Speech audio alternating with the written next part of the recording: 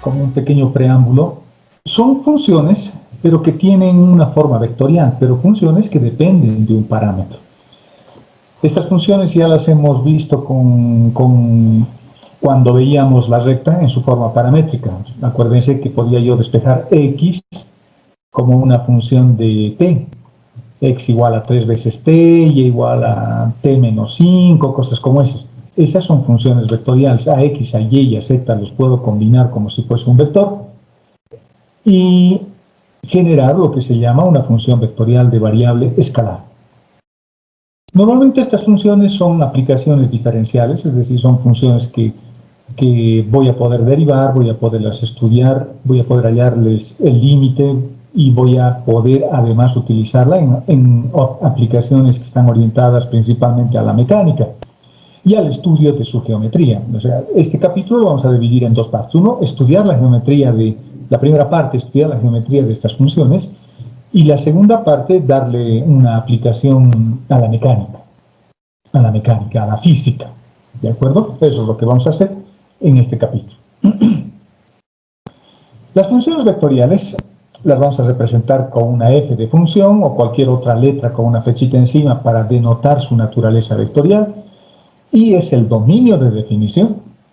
Y el dominio de definición va a estar incluido en el dominio de los reales, en el cuerpo de los números reales.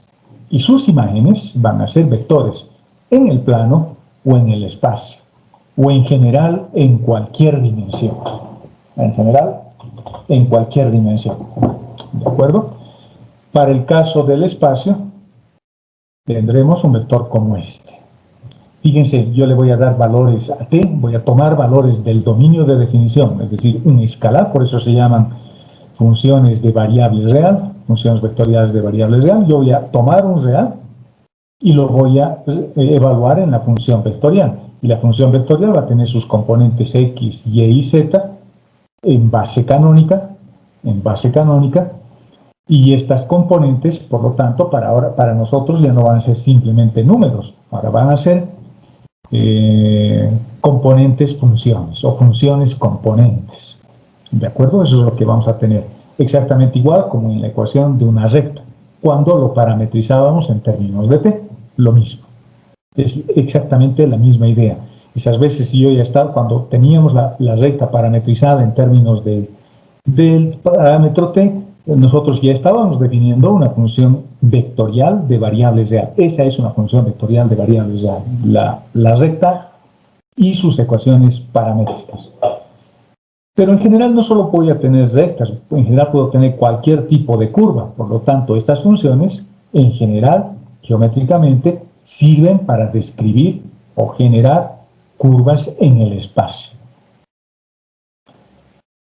Bueno, el parámetro t lo voy a tomar de un subconjunto, que es el dominio de definición, y le vamos a asociar un solo vector como imagen. Por lo tanto, son pares ordenados, ¿no?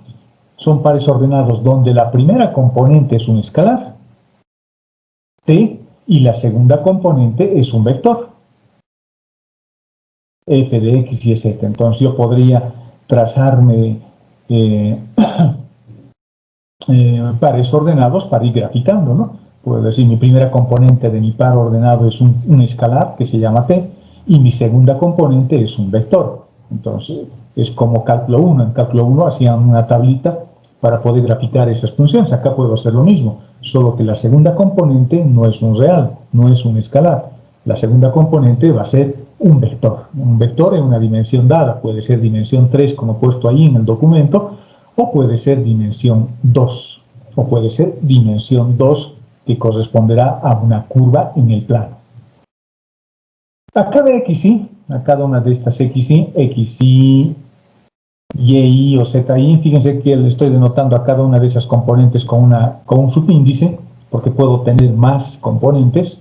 Le vamos a llamar la función coordenada. Esto es una función coordenada, x, y es una función coordenada, y z es una función coordenada. En este caso solo hay tres funciones coordenadas. Hay tres coordenadas porque estamos trabajando con un vector que se está desarrollando en el espacio vectorial de dimensión 3. F de t es un vector. La función es un vector y está referida a una base vectorial, como cualquier vector. La base que vamos a utilizar es la base canónica. Por lo tanto, esto será x en la dirección de y, más y en la dirección de j, más z de t en la dirección de k. Lo puedo representar también como un vector. ¿De acuerdo? Entonces, por eso se llaman funciones vectoriales, porque la función, todo esto es la función, es un vector que depende de un parámetro. Y es el dominio de definición.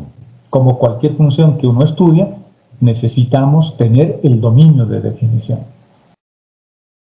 Y en general, estas funciones representarán curvas como un agregado de puntos. Como un agregado de puntos. Igual que la recta. Las rectas son muchos puntos, pero cada uno de esos puntos está asociado a un vector. Está asociado a un vector, exactamente igual que la forma vectorial de la recta. Y una forma gráfica de observar eso es esto. Esta gráfica que tenemos ahí. Tengo una caja negra que es la función vectorial, la ley de asociación, la regla de asociación. Yo alimento esta caja con el parámetro t. Este parámetro t voy a tomar del conjunto i, o sea, no es cualquier valor de i. En el caso de la recta era cualquiera, su dominio de definición iba desde menos infinito hasta infinito, pero va a depender de la curva para encontrar ese dominio de definición. Y como consecuencia de tomar un valor de t y meterlo a nuestra caja negra, que es la función, que es la ley de asociación, lo que nos va a dar es tres componentes. Nos va a dar tres salidas. La salida X, la salida Y y la salida Z. Me da tres salidas. Y estas tres salidas para mí son las componentes del vector.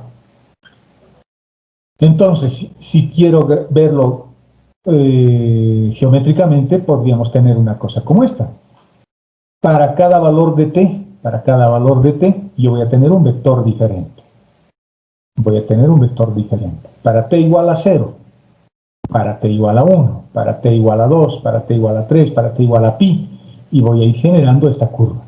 Y cada uno de esos puntos, hemos dicho que estas son curvas que se construyen como un agregado de puntos. Los puntos son esos puntitos que están aquí arriba, ese puntito que está aquí arriba. Ese puntito se está apoyando sobre el vector. Entonces lo que estamos haciendo es exactamente eso, ¿no? Es un vector móvil, si ustedes quieren, que le va dando la forma a la curva. A partir del parámetro t. Así. Esa curva, por ejemplo, que tenemos ahí es una hélice circular o una rosca circular. Es como un resorte, ¿no? Con varias espigas. Y la función vectorial, por ejemplo, podría ser esta. R de t, lo mismo que f de t, eso también, la letra R también se utiliza para representar estas funciones. Su primera componente x de t puede ser coseno de t en la dirección de y, más seno de t en la dirección de j, y más seno de t en la dirección de k. Más t, perdón, en la dirección de k. Por lo tanto, dándole valores a t, yo voy a tener un vector diferente. Y ese vector va a ser el punto y cuya agregación al resto de los puntos me va a permitir generar esta curva. Eso es lo que estamos estudiando en este capítulo. Vamos a estudiar a estas funciones que son vectores, pero vectores que ahora tienen una relación funcional con una variable independiente que es t. La variable independiente es t y la variable dependiente es un vector. Un vector con dos componentes, un vector con tres componentes, un vector con n componentes. El número de salidas que tenga acá será una componente diferente.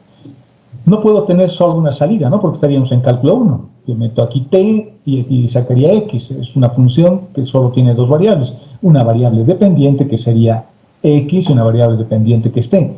Pero a la salida tengo tres resultados diferentes. Entonces, esos tres resultados no están aislados. No es que me dé tres funciones diferentes. Estas tres funciones son las componentes de un vector. ¿De acuerdo? Y a eso se le llama función vectorial. Veamos algunas definiciones. Bueno, eso es lo que vamos a estudiar en este capítulo. A estas funciones con todo detalle vamos a estudiar a estas funciones. Es igual que cálculo 1. La diferencia ahora es que mis curvas ya no están contenidas en el plano XY. Ahora mis curvas se pueden desarrollar de manera natural en el espacio vectorial de dimensión 3. Pero básicamente es como cálculo 1. En cálculo 1 hacían ustedes lo mismo. tenían una variable dependiente y una variable independiente. La variable independiente era x, igual que t acá, igual que t. Y una variable dependiente que era y. Yo también tengo una variable dependiente, solo que mi variable dependiente es un vector. Es un vector. ¿De acuerdo? Eso es lo que vamos a estudiar. ¿Cómo calculamos el dominio de definición? A ese conjunto I que le hemos llamado. ¿Cómo calculamos? El conjunto I lo vamos a calcular de la siguiente manera. Voy a hallar el dominio de definición de X, porque esto es una función X que depende de T. Es una función como en cálculo 1. Ustedes han aprendido a hallar dominios de definición en cálculo 1. Acá voy a usar eso. Solo que no voy a hallar un solo dominio de definición. Voy a hallar 3 dominios de definición. Un dominio de definición para cada una de las componentes de la función. Hallaré un dominio para X, un dominio para Y y un dominio para Z. Es decir, que vamos a tener una función o un caso como este. Voy a tener la variable X y vamos a tener la variable T. La variable T. Y luego tendré la variable Y y la variable T nuevamente. Y luego la variable Z y la variable T nuevamente. Y para cada uno de manera separada voy a encontrar sus dominios de definición.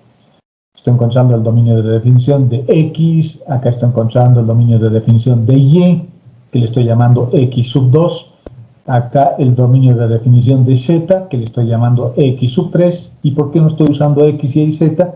Porque estoy generalizando, porque estamos generalizando para una función que no va a tener solo 3 salidas, sino podría tener n salidas. Entonces, encontrar el dominio de definición de la función va a ser calcular cada uno de esos dominios de definición, del primero, del segundo, del tercero y de la componente enésima, si tiene n componentes. E intersectando esos dominios de definición, yo puedo obtener el dominio de definición de la función. Y tiene que ser intersección, ¿no? Porque más o menos, viéndolo en diagramas de Venn, tendríamos una cosa como esta. Bueno, eso no nos sirve. Vamos a poner algo como esto. Vamos a suponer que ese es el dominio de definición de la variable X. Luego necesito el dominio de definición para la variable Y. Que puede ser esta otra. No necesariamente van a coincidir, no necesariamente van a ser iguales. Y necesitaremos encontrar, si estamos con una función que tiene 3 variables, el dominio de definición de z, digamos, de z. Y el dominio de definición que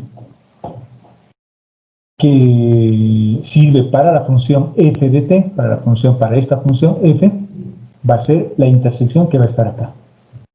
Justo en el punto donde voy a marcar, donde vamos a marcar.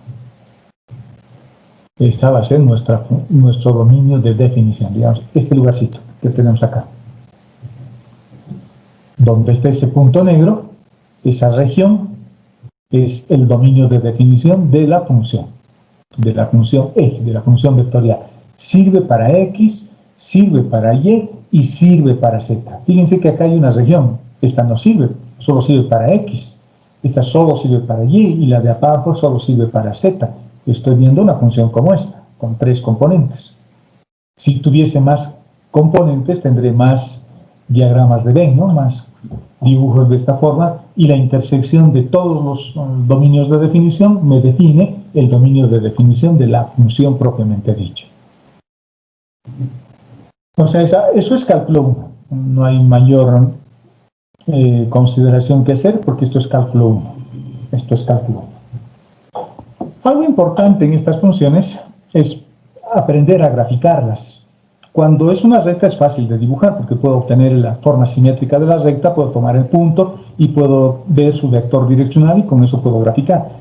Pero cuando tengo curvas más generales, por ejemplo, como esta rosca helicoidal que tengo acá, graficar requiere de cierto criterio. Y fíjense lo que vamos a hacer. Esta es una función vectorial.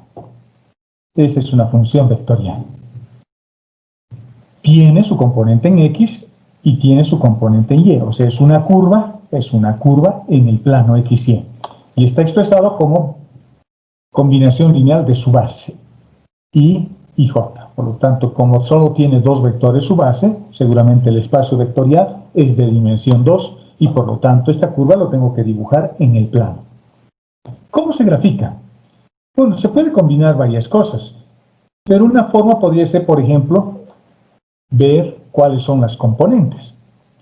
Esa es la componente en X y esta es la componente en Y. Fíjense que no estoy tomando en cuenta los vectores de la base, ¿no?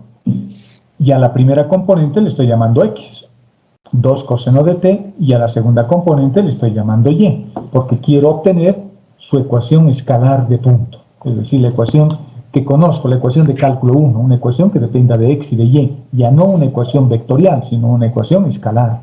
La ecuación vectorial es esta es la ecuación vectorial.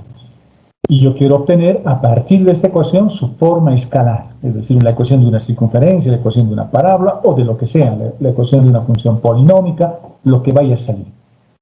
Una vez que han hecho esto, lo que voy a tratar es de eliminar el parámetro. Voy a tratar de eliminar el parámetro. X vale 2 coseno de t y Y vale 2 paréntesis 1 más seno de t. El siguiente paso es, apaguen sus micrófonos, jóvenes.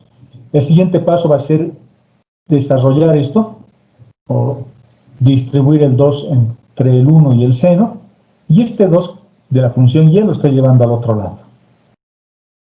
Ahora los voy a elevar al cuadrado.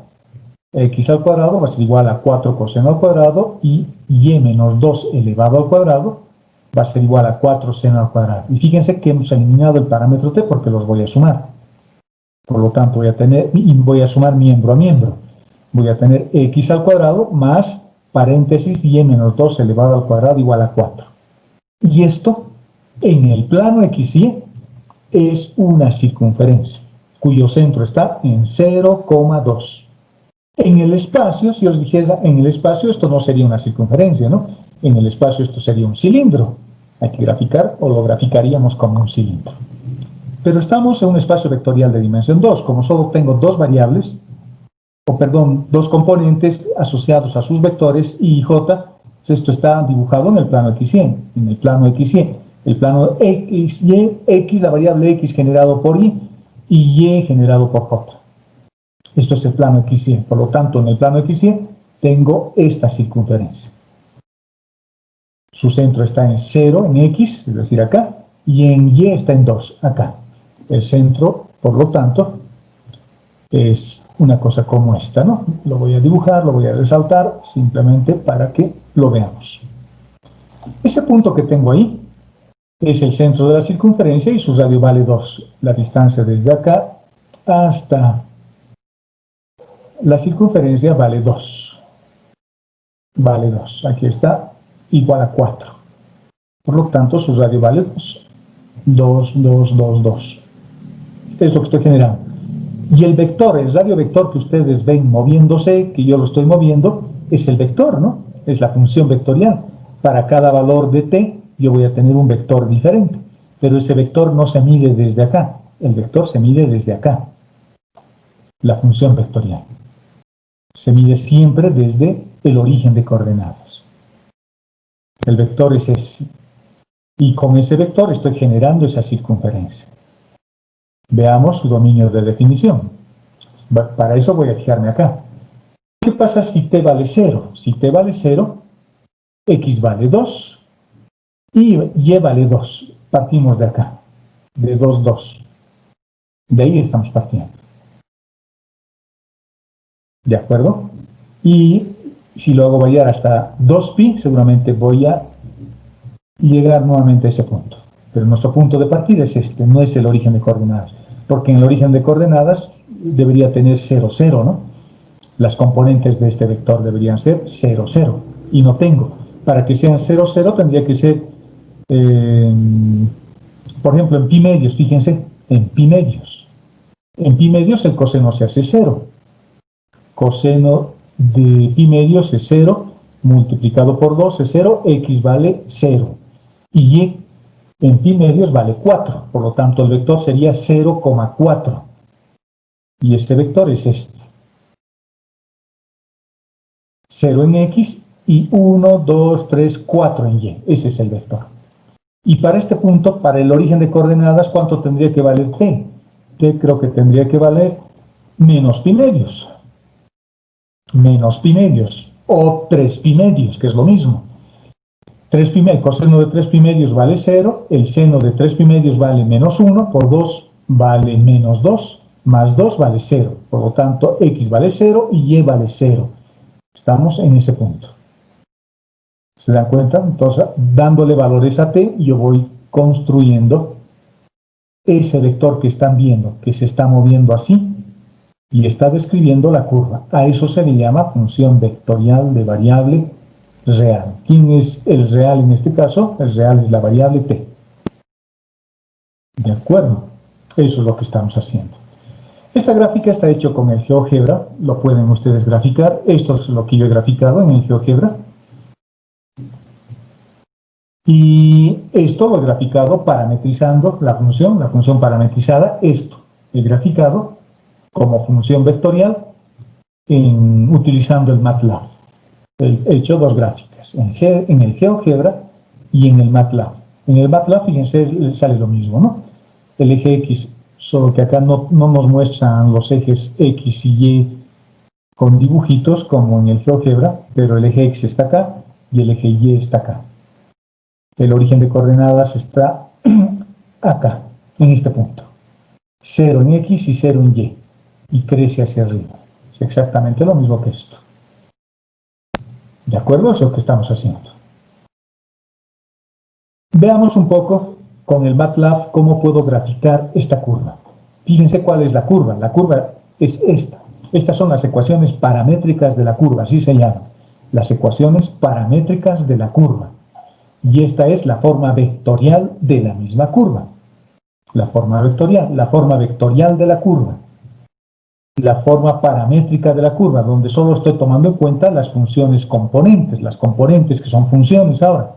Y esta es la misma curva, pero en su forma escalar.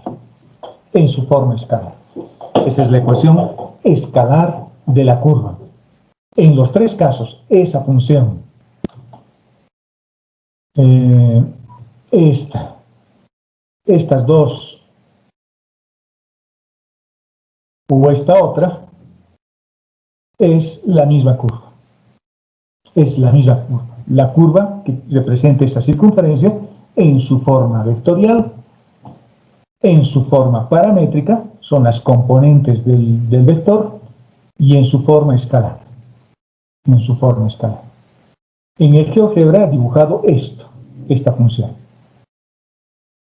Y utilizando el MATLAB he utilizado estas ecuaciones. Las ecuaciones paramétricas de la curva. Y fíjense cómo estamos colocando. Para graficar y entrar utilizando el MATLAB, lo primero que vamos a hacer es entrar al MATLAB y vamos a entrar a esta hoja de comandos, a la hoja de comandos. Yo la identifico a la hoja de comandos porque inmediatamente que entre al MATLAB me van a aparecer estos símbolos, como si fuesen dos veces mayor, ¿no? Mayor, mayor. Voy a ponerle el dominio de definición. El dominio de definición. El dominio de definición es la variable t. La variable t es la variable independiente. Y el comando que estoy usando es linspace. Si se acuerdan lo que hemos hecho en la clase anterior, el comando que yo utilicé era el comando mesh, ¿no? Mesh grid. Y ahora estoy usando el comando linspace. Con esto estoy generando una matriz columna o una matriz fila. Y estoy haciendo variar, y su sintaxis es un poco diferente. El parámetro t estoy haciendo variar desde menos pi medios hasta 3 pi medios. Y estoy poniendo 180 datos. Desde menos pi medios hasta 3 pi medios. Es decir, desde menos pi medios, que sería una cosa como esta, menos pi medios, hasta 3 pi medios. Así estoy haciendo la vuelta. Y en menos pi medios tengo 0, lo que hemos visto hace rato. No estoy empezando de 0 a 2 pi. Estoy empezando ahí y estoy terminando ahí. A ver, ¿qué pasa si pongo de 0 a 2 pi? Probablemente me grafique lo mismo. Probablemente me grafique lo mismo. Luego metemos las componentes. Fíjense que esa es la primera componente de la función vectorial. X era coseno de t. X es coseno de t. Las funciones trigonométricas siempre deberían estar entre paréntesis. Y y es esto. Y es igual a 2 más 2 seno de t. Y es igual a 2 más 2 seno de t. El por es un asterisco y la función senoidal igual entre paréntesis. Y el comando que voy a usar es plot. Ese comando ustedes lo conocen, en dibujo también utilizan eso, ¿no? Vamos a plotear el plano, dicen los arquitectos, los ingenieros civiles. Hay que plotear el plano. El comando es plot.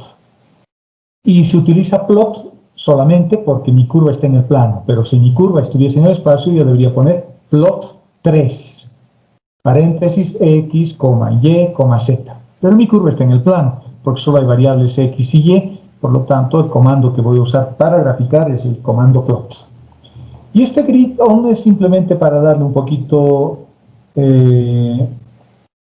no se ve acá en el dibujo que ustedes están viendo, pero ahí hay unas líneas que parten de los números, de 3.5, de 3, de 2.5, de 2. Es una grilla que aparece ahí y que se lo ve mejor, digamos, en el MATLAB. Acá no se lo ve muy bien. Ese es el comando que sirve para generar esa grilla,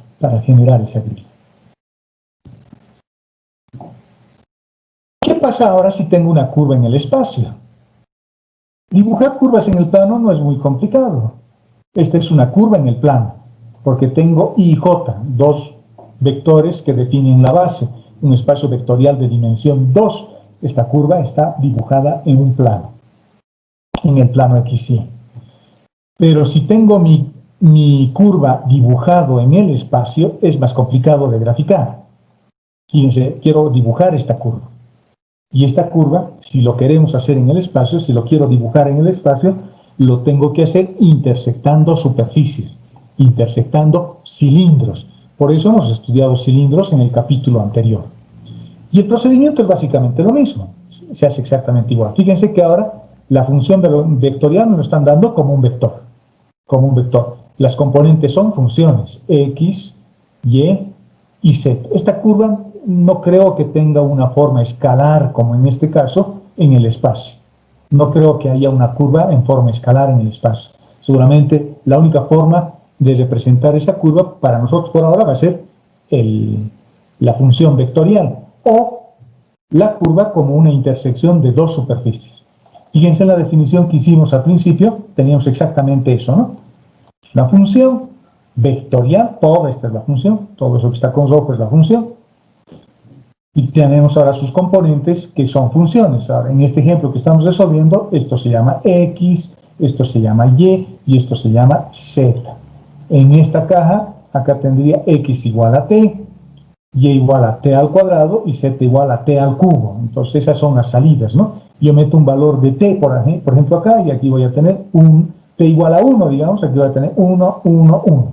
Meto 2, aquí voy a tener x igual a 2, y igual a 4 y z igual a 8.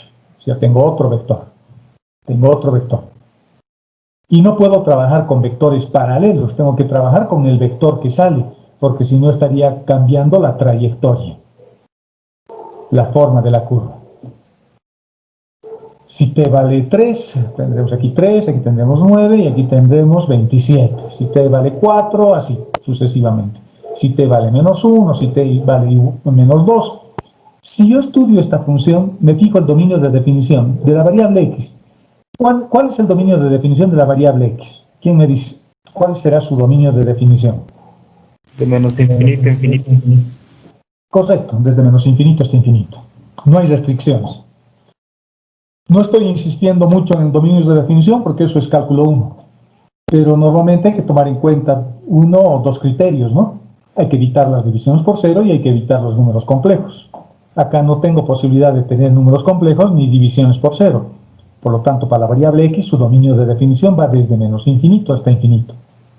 Para la variable y también. Para la variable y, su dominio de definición va desde menos infinito hasta infinito. Y para la variable z, lo mismo. Su dominio de definición va desde menos infinito hasta infinito. No hay restricciones. Para x, para y y para z. Eso quiere decir que voy a poder encontrar fácilmente coordenadas reales para X, para Y y para Z.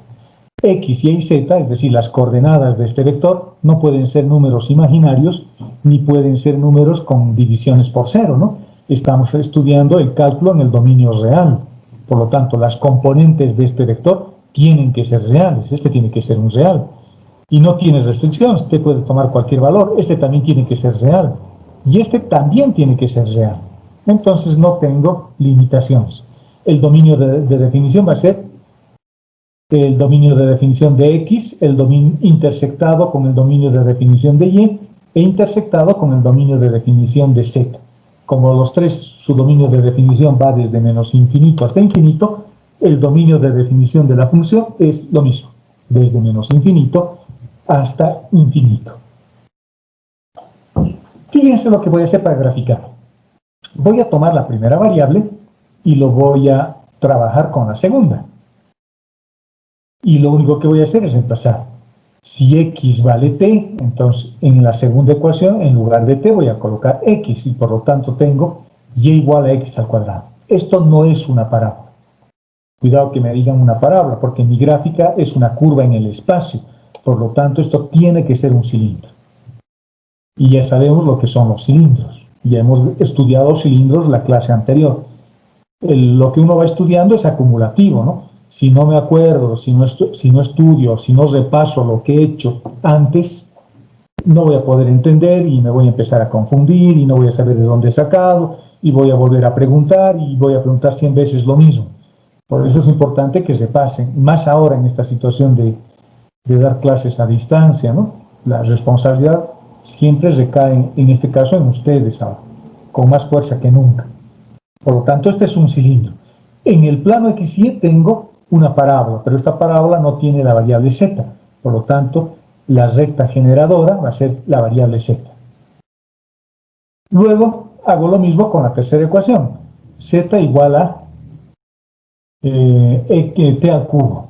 Como x es igual a t, reemplazo en lugar de t, x. Y voy a tener z igual a x al cubo. Tengo otro cilindro, pero en otro plano. En el plano XZ. Esos cilindros son estos. El primer cilindro es la figura rosada. Fíjense que es una parábola en el plano XY, pero que se está desarrollando como un cilindro. Y la otra es un cilindro cúbico. Es un cilindro cúbico. Y la gráfica es, y esto está en el plano XZ. X es el eje rojo y Z es la variable azul. Y la gráfica de esta parábola cúbica tiene más o menos esta forma, ¿no? Pero es un cilindro. La intersección de la parábola cuadrática con la parábola cúbica me da la curva. Me da la curva. Aquí lo veo con una vista, aquí lo veo de otra forma. Y fíjense que esta es la línea de intersección, donde estoy moviendo el cursor. Viene hasta el origen de coordenadas y luego vuelve a bajar. Esa es la curva de intersección. Esa es la gráfica. Esa es la gráfica. En MATLAB también lo he dibujado. Y en MATLAB es una cosa como esta. Solo que en MATLAB nos está dibujando una cosita aquí. Una cosita como esta que lo voy a tratar de dibujar como utilizando, digamos, alguna aplicación extra, digamos. Tengo ahí. A ver, vamos a ver si me deja graficar. Bueno, acá está en realidad la gráfica. Un poquito que lo he sacado. Esta sería la forma de la gráfica. Vayamos a verlo nuevamente. Esta es la gráfica. Esta y la que baja hasta acá. Y un pedacito es esto. Les invito a que lo hagan con MATLAB. Ya sabemos cómo vamos a hacer con MATLAB. Esta vez no puse los comandos. Pero si nos fijamos los comandos, tendría que decir, bueno, que la variable t varíe, no sé, desde menos 10 hasta 10. Podría poner esto, menos 10 hasta 10. Aquí pondría 10. Negativo hasta 10. Y voy a meter 180 datos. 180 puntos voy a generar. Voy a interpolar 180 puntos entre menos 10 y 10. Acá voy a colocar x igual a t. Punto y coma. En la siguiente voy a poner y igual a t al cuadrado. Será t, acá hay que poner el sombrerito.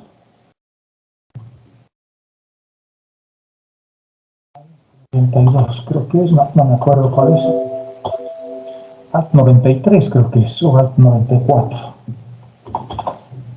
Tampoco, no me acuerdo. Está. Alt 94. Con eso se hace el más, o perdón, la potencia. Al cuadrado. Y le voy a poner un puntito acá, después de la t. T, un puntito, Alt 94 y 2. Y ya tengo y. Luego hacemos otra línea de comando, ¿no? Hacemos otra línea de comando y ya está. Y hacemos z igual a t punto alt 94 al cubo. Y en este caso tendré que poner plot 3 para que grafique en el espacio. Esos serían los comandos. En MATLAB hagan la prueba y se van a dar cuenta cómo es la forma de esta curva. Esa curva tiene esta forma. Viene por acá y luego da la vuelta por acá. Estaba queriendo graficar hace rato, pero a veces deja y a veces no. Creo que ahora sí me deja.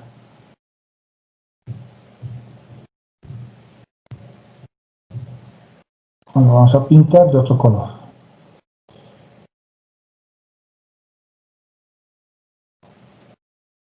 Ya está, lo vamos a pintar negro. Una cosa así más o menos. Una cosa así.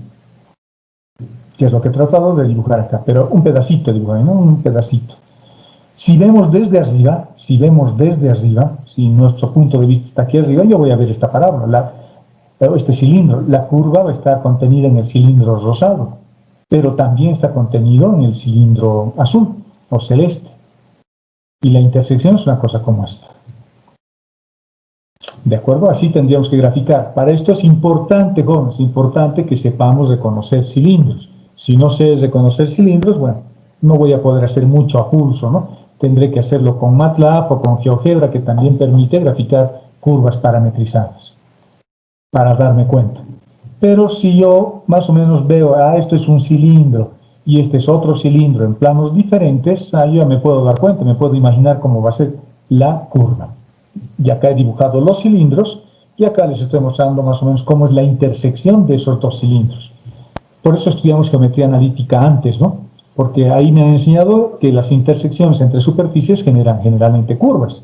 La intersección de una esfera con un plano me genera una circunferencia. La intersección entre dos planos me genera una recta. La intersección entre un plano y una esfera me genera una circunferencia. La intersección entre un plano vertical y un cono me va a dar una hipérbola y cosas como esas. Para eso es importante que grafique y que estudie, ¿no? Y que estudie. Veamos otro ejemplo. Ejemplo 3. Me están pidiendo que halle la función vectorial que represente a una curva de intersección de este cilindro con este plano. Entonces estoy agarrando, estoy queriendo intersectar un cilindro con un plano. ¿Qué creen que nos da la intersección de un cilindro con un plano? Y este plano no es un plano recto, ¿no? No es un plano recto. ¿Qué creen que nos da? A ver, jóvenes. ¿Qué creen que nos da esa intersección? ¿Una circunferencia o una elipse? Una elipse, yo creo que nos va a dar una elipse. Va a ser circunferencia si es que el plano fuese horizontal. Estoy tratando de graficar ahí el cilindro. Nuestro cilindro y del otro lado. Y es un cilindro, ¿no? En el espacio. Ahí está mi cilindro. En el espacio. Esta ecuación. No es una circunferencia. Cuidado, piensen que es una circunferencia. En el espacio es un cilindro. Y luego tengo un plano. Este plano no es un plano horizontal. Es un plano que se corta en y igual a 2 y en z igual a 2. Por lo tanto, ese plano, a ver, lo puedo graficar de manera general así. Así. Es un plano visto de perfil. Y si quiero darle un poquito de forma, digamos, puedo agarrar esto, y lo traigo acá. Lo que están viendo ahí, en ese dibujo, con esta herramienta, y que está pintado con negro, es la curva. La curva. No es una región cerrada, ¿no? No es una área, es una curva. Yo lo estoy poniendo un poquito así negro, como si fuese un círculo, para que se vea mejor, pero en general es un área. Y es simplemente una curva. Podemos sacarlo al relleno para que se vea mejor, así, y ya está. Eso simplemente, esa es la curva. Y seguramente es una elipse, como alguien dijo. Y el plano que contiene esta curva se llama plano osculador, que también ya lo hemos mencionado en algún tema anterior. Cualquier plano que intersecte o que contenga, mejor dicho, una curva se llama plano osculador. En este caso, el plano osculador de esta curva va a ser este plano, ¿no? Porque en este plano está nuestra curva de intersección. Lo que yo quiero es tener la forma vectorial de esta curva. Para hacer eso les voy a mostrar una forma sencilla para tener esa curva. Lo primero que voy a hacer es parametrizar la circunferencia en el plano XY. Voy a parametrizar esa circunferencia y me fijo simplemente esta ecuación, ¿no? Yo creo que sus ecuaciones paramétricas van a tener que ser estas. Si x es igual a coseno de t y y es igual a seno de t, al sumarlas, al elevar al cuadrado y sumarlas, x al cuadrado va a ser igual a coseno al cuadrado y y al cuadrado va a ser igual a seno al cuadrado. Al sumarlas miembro a miembro genero esto, porque coseno al cuadrado más seno al cuadrado vale 1. Y a este otro lado voy a tener x al cuadrado y al cuadrado. Estas son las ecuaciones paramétricas de una circunferencia, de esta circunferencia. Es la misma ecuación, pero en sus ecuaciones paramétricas ahora. Es esta misma curva. Pero yo no estoy definiendo los puntos que están sobre esta circunferencia. Los puntos que yo necesito son los que están aquí arriba, sobre esta curva, sobre el plano osculador. Por lo tanto, de la segunda ecuación voy a despejar z. Y z va a ser igual a 2 menos y. 2 menos y y vale seno de t. Por lo tanto, estas son las ecuaciones paramétricas de esa curva. Igual, vayan al MATLAB y dibújenlo con MATLAB, si es que tienen la posibilidad de manejar el MATLAB o el GeoGebra en su forma paramétrica, y van a obtener exactamente esta curva. Ya no existe una cosa como esta, ¿no? Y para esta curva ya no existe una ecuación cartesiana rectangular en términos de x y de y. La curva, esta circunferencia, o esta elipse en realidad, esta elipse que tengo acá, lo voy a representar de una manera más cómoda vectorialmente. Y la forma vectorial es justamente esta. Esa es la forma vectorial de esa curva. Esta es la función componente en la dirección de y. Esta es la función componente en la dirección de j. Y esta es la función componente en la dirección de k. Las ecuaciones paramétricas y la forma vectorial de la misma curva. De la misma curva. ¿Dudas hasta ahí, jóvenes? ¿Alguna consulta?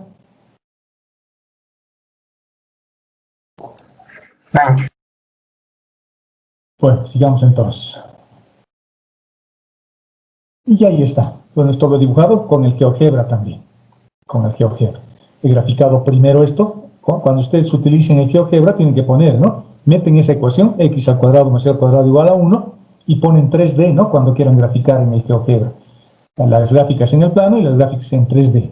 Van a configuración, a esa figurita con unos dientecitos, una ruedita con dientecitos. Entran ahí y ponen 3D. Eso quiere decir que lo voy a dibujar en el espacio. Por lo tanto, cuando ustedes grafican en el espacio, el GeoGebra ya inmediatamente sabe que esto es un cilindro en el espacio. Lo que estamos aprendiendo nosotros. El que ha desarrollado ese programa, el GeoGebra, seguramente conocía también los cilindros, ¿no? Lo que va a hacer es graficar este cilindro, el cilindro rosado. El cilindro rosado. Eso es lo que grafica. Y luego le digo que grafique este plano en otra gráfica. Y ese plano es el verde que está acá. Y la intersección es este morado, la intersección.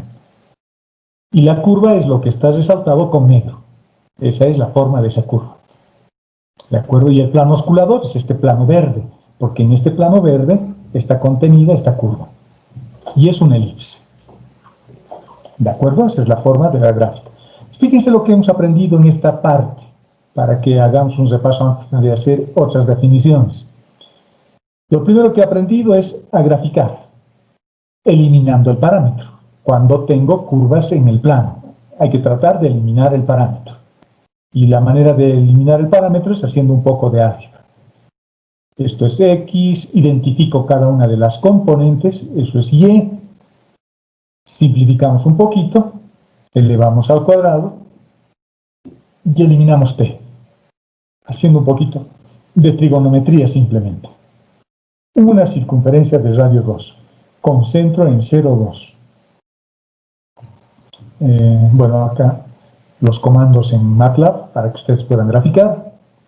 ¿Qué pasa si tengo curvas en el espacio? Cuando tengo curvas en el espacio, una manera de hacerlo es intersectando cilindros. Este cilindro y este otro cilindro. Los intersecto y yo tengo que darme cuenta cómo es la forma de la curva. Tengo que darme cuenta cómo es la forma de la curva. La forma de la curva es como esta línea que tenemos ahí, que podemos ampliarle su grosor, digamos, para que se vea mejor.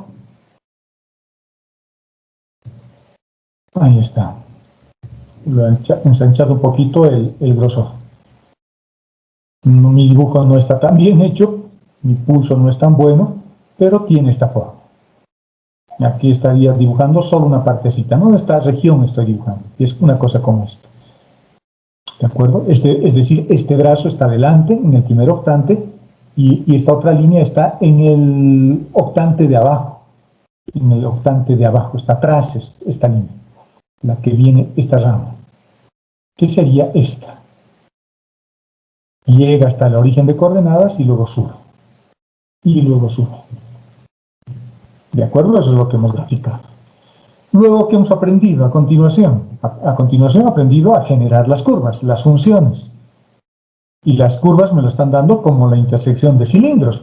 Esta tiene solo dos variables, es un cilindro. Esto también es un cilindro, pero más concretamente le puedo llamar plano. Pero también es un cilindro. Fíjense, tengo una recta en el plano YZ que corta en 2 y corta en 2 en Z y en 2 en Y, pero como no aparece la variable X, entonces su recta generadora es paralela al eje X. Este plano también lo puedo ver, fíjense, como un cilindro. Cualquier función que tiene solo dos variables es un cilindro en el espacio. Aquí tenemos la forma del cilindro rojo, del cilindro circular, y en verde está el cilindro que es nuestro plano, con su vector normal, ¿no? El vector normal de este plano será 0, 1, 1. 0 en X porque no hay X, 1 en Y y 1 en Z. Ese es el vector normal de ese plano. Y ya está. La gráfica es esto. Ustedes pueden graficar en MATLAB. Esa es la geometría asociada a estas funciones. Lo que estamos viendo ahí es la geometría de esas funciones. Lo que vamos a hacer ahora es analizar un poco su análisis matemático, valga la redundancia, de análisis. Si voy a generar o voy a definir una función f, como hemos definido hace un momento, la función vectorial f, su dominio de definición, su conjunto de partida, que son los números reales, está incluido en ese conjunto, que puede ser un subconjunto, en general es un subconjunto, y las imágenes son vectores en un espacio vectorial de dimensión n en general. Puede tener dos componentes, puede tener tres componentes, o puede tener n componentes, como dice esto. Es un vector, un hipervector, ¿no? Un vector en una dimensión cuya geometría ya no podemos percibir, porque una geometría de dimensión 4 yo ya no puedo percibir, no me puedo dar cuenta.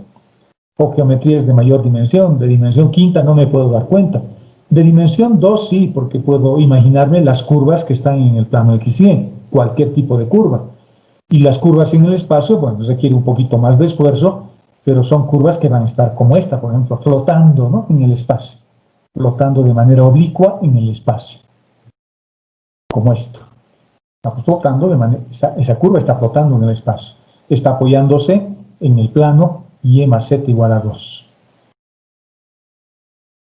Bueno, una vez que hemos definido una función como esa, vamos a hallar su límite.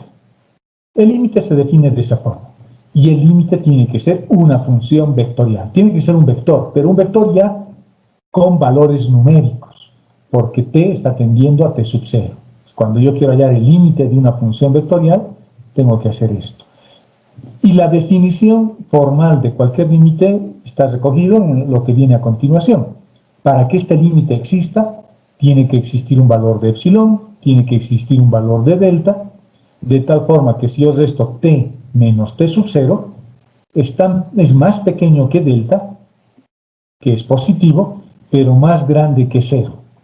Por eso t no es un simple reemplazo, ¿no? Cuando uno calcula un límite, esto es cálculo 1 nuevamente, porque aquí estamos hallando límites de una función que tiene solo una variable. No es igual, fíjense, si yo resto t menos t sub 0, el resultado no es igual a 0. Es más grande que t sub 0 porque está en valor absoluto.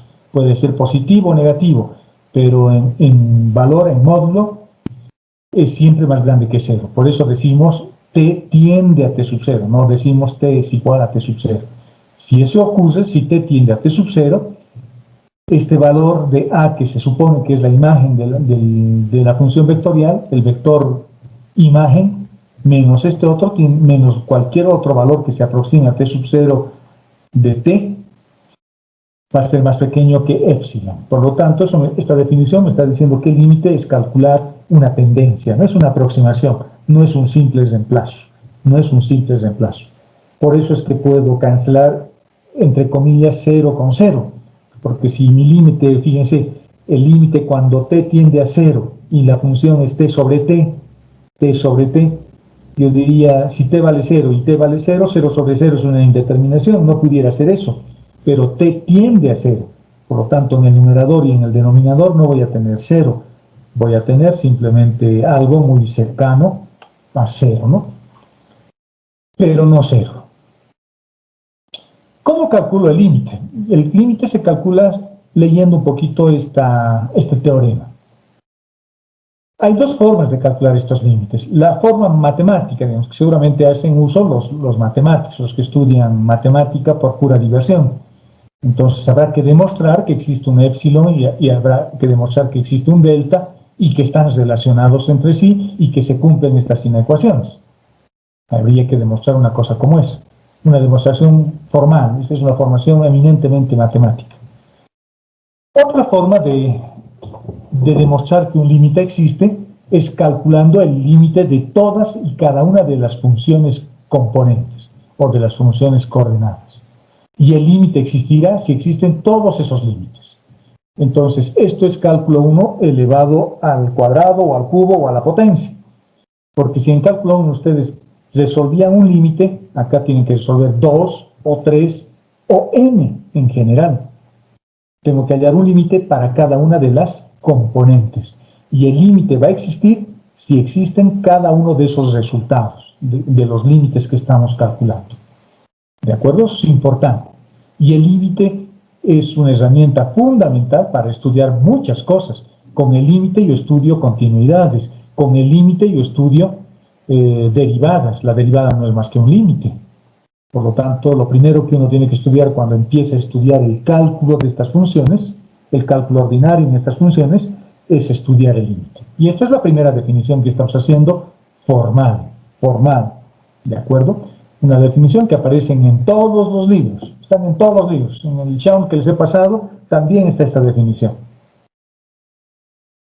Y este teorema, bueno, me está diciendo que el límite lo puedo calcular o puedo demostrar que el límite existe calculando todos los límites de las funciones coordenadas. Veamos las propiedades de los límites, que son más o menos las mismas que ustedes han estudiado en cálculo 1. La diferencia con lo que han hecho en cálculo 1 es que ahora tengo un conjunto de partida, que es los números reales, y un conjunto de llegada, que son espacios vectoriales. Esas son las funciones vectoriales de variable real. En cambio, en cálculo 1 lo que ustedes tenían era un conjunto de partida formado por la recta real X y un conjunto de llegada formada por la recta real Y.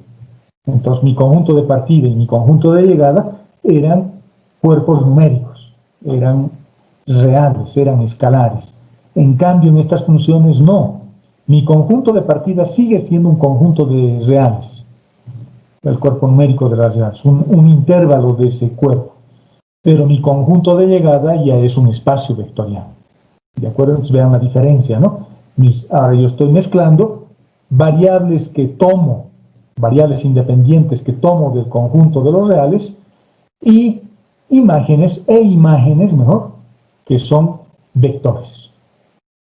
¿De acuerdo? Veamos sus propiedades. Vamos a suponer que estos límites existen. El límite de la función u cuando t tiende a t sub 0 es el vector u sub 0, digamos el dominio o el vector direccional de una recta, digamos. Tengo otra función vectorial diferente, b, y su límite tiende, dice, a b sub 0. Este es un vector también, pero es un vector ya numérico, 1, 1, 1, 3, 3, 3, 4, 4, 4, lo que sea, ¿no? Acá lo mismo. Y acá estoy hallando el límite de una función escalar. Fíjense que h no tiene una flechita como b o como u. Por lo tanto, esto es una función escalar. Y este es un límite de cálculo 1. Y t es la variable y la función es h. Veamos las propiedades. Un repaso general simplemente, porque estas cosas son temas que ya han visto en la materia anterior. Si yo tengo las funciones u y b que se están sumando, puedo sumarlos a las funciones y luego hallar el límite, o puedo hallar el límite de manera separada. Y el resultado va a ser los resultados de los límites calculados de manera separada, u sub 0 y b sub 0. Es la propiedad de la linealidad, ¿no? El límite es distributivo respecto de la suma. ¿Qué pasa si yo estoy multiplicando un vector con un escalar? El vector es una función y el escalar también es una función. Ambos dependen de t. Fíjense todo este término que tengo ahí. Esto es tanto u como h dependen de t. Yo puedo multiplicar a la función u con la función vectorial u con la función escalar h y hallar el límite, o podría separadamente hallar primero el límite de h y luego el límite de la función u. Y el resultado no va a ser más que el producto de los límites que hemos calculado previamente. Fíjense que estas propiedades de la distribución del límite para el producto entre un vector y un escalar se extienden de manera natural al producto escalar y al producto vectorial. Entonces yo puedo obtener un escalar haciendo este producto escalar y calcular el límite, o calcular separadamente cada uno de los límites y luego sus resultados, que son vectores numéricos, multiplicarlos en producto escalar. En producto vectorial lo mismo. Puedo hacer primero el producto vectorial y hallar el límite, o puedo hallar el límite separadamente y luego hallar el producto vectorial. El resultado es el mismo. ¿De acuerdo? Eso dice el resultado. Esas son las propiedades de los límites. Vamos a hacer un ejemplito en un momento más. La derivada de un vector. Vamos a derivar vectores. Pero antes de hablar de derivadas, lo que vamos a hacer es definir un concepto que es fundamental en el cálculo, y es la continuidad. Es la continuidad. La continuidad tiene una definición bien interesante, y voy a hacer un dibujo para que se entienda mejor. Vamos a suponer que tengo una curva cualquiera. Por acá, digamos, vamos a ver si me deja meter acá. Una curva. Digamos, vengo así, vengo así, vengo así. Una curva. Y luego tenemos otra más por acá.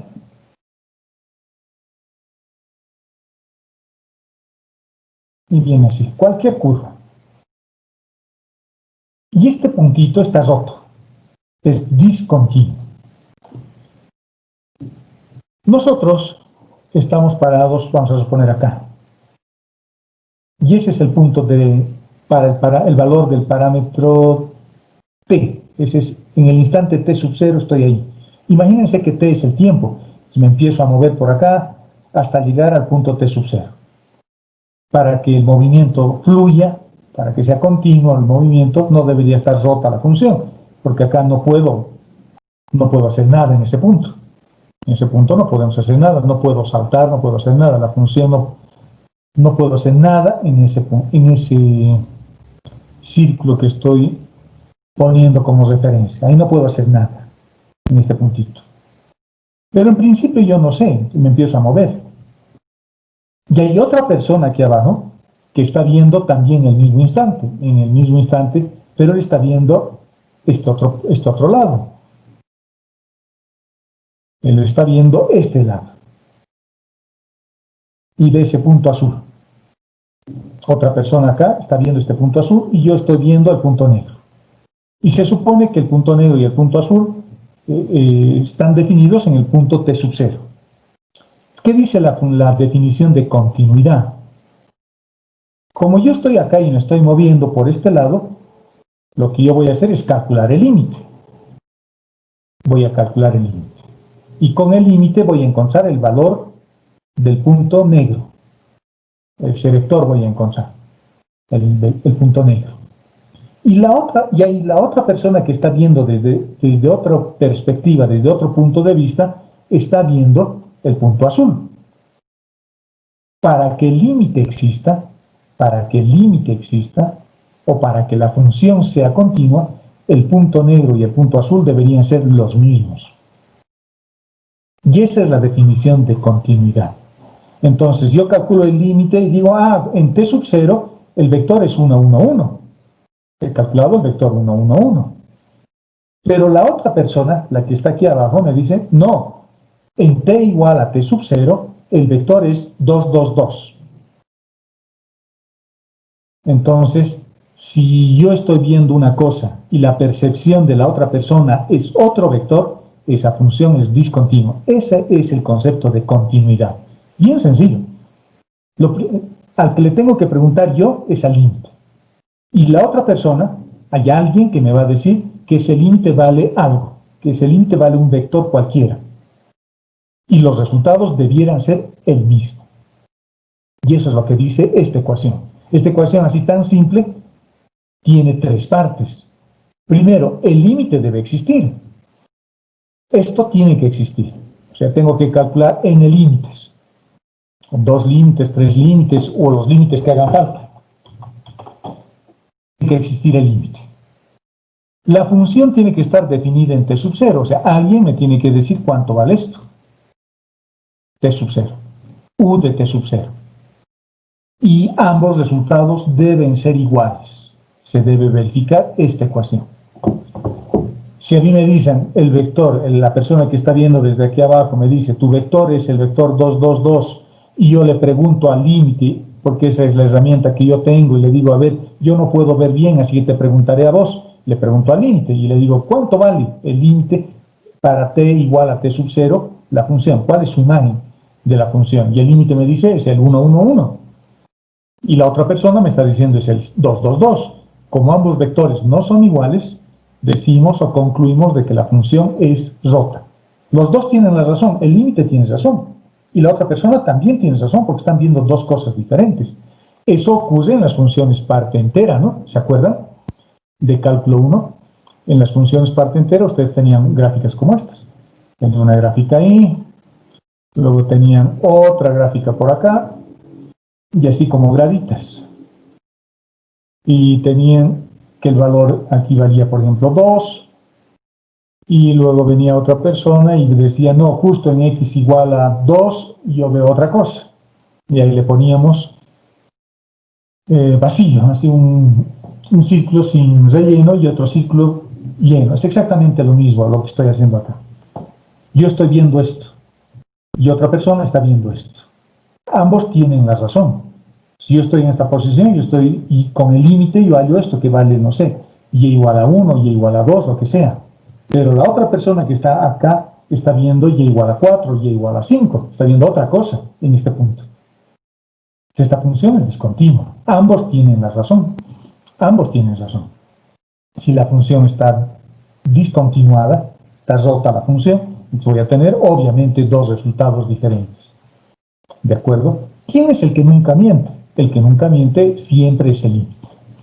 El límite es al que hay que hacerle caso, a este señor, al límite, a este señor. Porque el límite me va a decir cuál es la verdadera imagen de U de t. ¿De acuerdo? Porque la otra persona se puede inventar, tal vez está viendo mal. pero al límite es al que le tengo que hacer caso. A eso se le llama continuidad.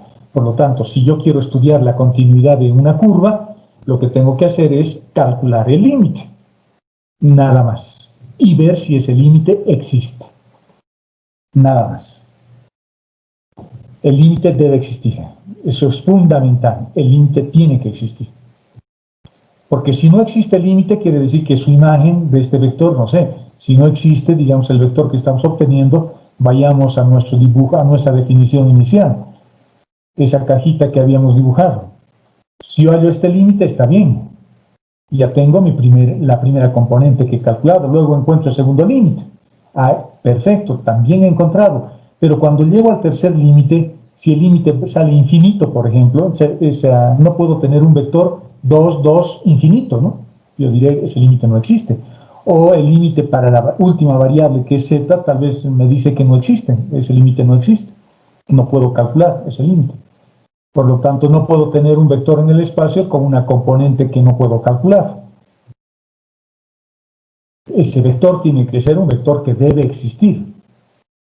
¿De acuerdo? A eso se le llama continuidad. ¿Cómo se define la derivada? Porque ahora el siguiente paso es derivar una función. La derivada, bueno, lo vamos a denotar de esa forma. Y la derivada es un límite. Cuando un delta t tiende a 0. Es un pequeño incremento que le estoy haciendo al parámetro t, la función vectorial r de t o f de t, que es lo mismo. A la variable le estoy haciendo un pequeño incremento. Si digamos estoy en t igual a 1, delta t que valga 0,1. Entonces hallaré el vector en t igual a 1.1. Y luego le restamos el vector en t igual a 1. Y calculamos el límite, previamente dividiendo entre delta t toda esta expresión. Algunas ideas importantes de la derivabilidad de una función. Si la derivada existe en t sub 0, en un determinado punto, entonces decimos que la función es diferenciable en dicho punto. Entonces decimos que esa función permite ser derivada en ese punto. Puedo derivar. Y la derivada es un concepto que está asociado a la suavidad de la curva.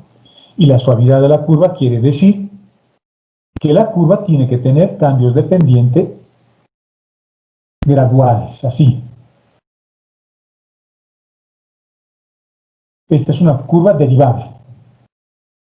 Porque en cada punto de la curva yo tengo un cambio de pendiente suave. En cambio puedo tener curvas como esta. Vamos a ver si puedo hacer, bueno, esto mismo. Bueno, esa curva sigue siendo suave. Yo no quería graficar eso. Quería graficar una cosa como esta. Vamos a ver si puedo graficar otra cosa. Esta, digamos. Una curva, veamos solo la curva, la forma triangular de la curva. En este vértice, por ejemplo, donde estoy señalando con el cursor, en ese vértice no hay derivada, porque el cambio de pendiente es abrupto. Tenía una pendiente negativa, llego hasta este punto y abruptamente cambia a una pendiente positiva. Fíjense la diferencia con esta.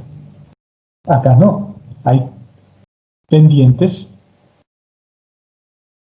o hay rectas en cada punto de la curva donde yo puedo apoyar una recta tangente hipotética.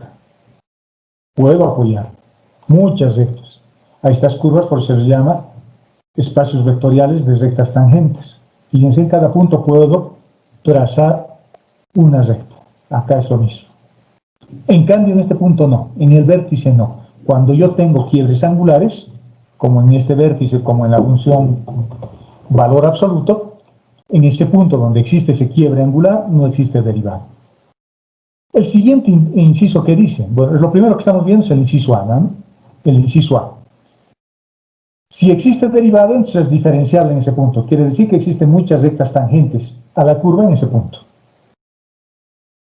Si la función es derivable, entonces la función también es continua. No va a haber derivada en este punto roto. Ahí se analiza con otras condiciones, pero de manera general la función tiene que ser continua para que yo lo pueda derivar en ese punto de discontinuidad voy a tener problemas de otra forma. Por lo tanto, si la función es diferenciable, entonces quiere decir que la función es continua. Si yo puedo encontrar una derivada, yo puedo encontrar una recta tangente a la curva en ese punto.